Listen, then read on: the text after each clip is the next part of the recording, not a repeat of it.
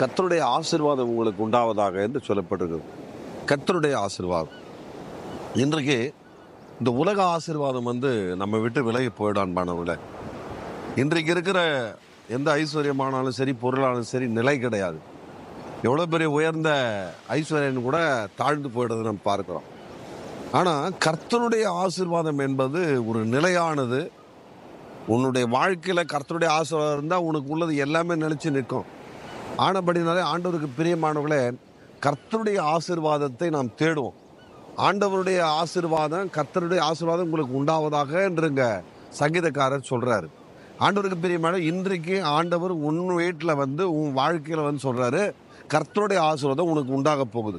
கர்த்தருடைய ஆசீர்வாதம் உனக்கு உண்டாகனா இந்த உலகத்தில் எத்தனை தடைகள், எத்தனை பிரச்சனைகள், எத்தனை தரித்திர ஆவிகள் உன்னை நெருங்கி வந்தாலும் அதை எல்லாத்தையும் மிஞ்சி தாண்டி போக உன்னால முடியும்.